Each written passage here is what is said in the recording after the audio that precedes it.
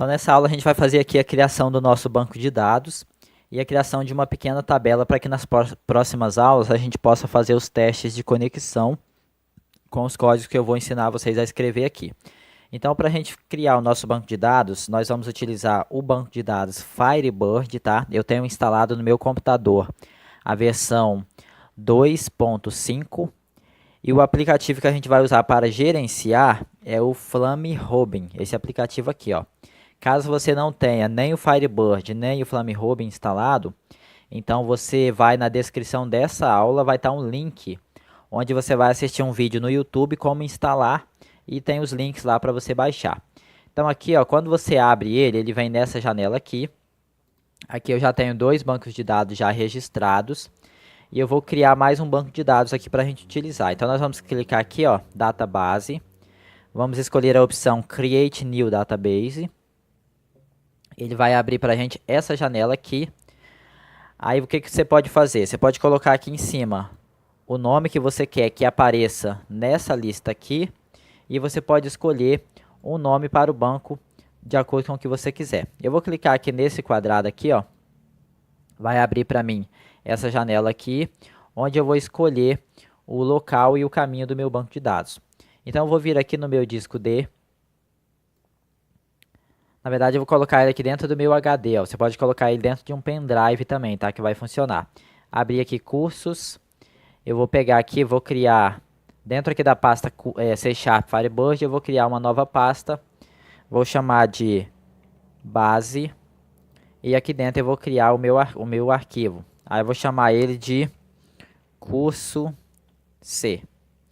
Dei um abrir, ó. Aqui em cima aparece o mesmo nome que você colocou. Aí eu vou colocar curso de C#. Isso aqui é só o nome que vai aparecer aqui, tá? Não tem nada a ver com o nome do arquivo, não. A senha vai ser sysdba. Essa é o usuário, no caso, né? É o usuário padrão do Firebird. E a senha é masterkey. Dessa forma aqui, ó, tudo minúsculo, tá? MASTERKEY.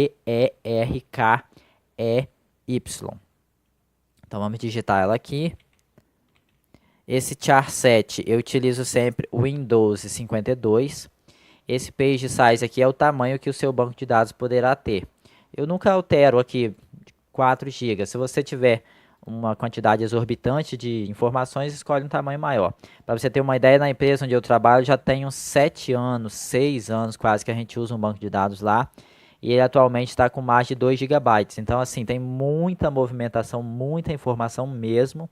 E ele ainda passou pouco aqui da metade de 4 aqui. Feito isso, podemos clicar em criar. Depois que a gente criou o banco de dados, basta a gente dar 2 cliques nele aqui, ó, que ele vai se conectar. Então a gente ainda não tem nenhuma tabela, não tem nenhuma informação, apenas temos o banco de dados. Para a gente criar uma tabela, a gente vai clicar aqui com o botão direito, ó, e escolher a opção Run a Query, que significa executar uma query.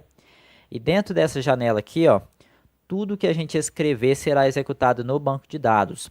Então o FlameRobin, ele é um gerenciador de banco de dados. Ele nos ajuda a executar comandos SQL dentro do banco de dados. Para criar qualquer tabela, a gente vai escrever assim, ó, create, que significa criar, table, que significa tabela. Em seguida, você vai passar o nome da sua tabela. Eu vou chamar minha tabela de teste. Aí você tem que abrir e fechar parênteses.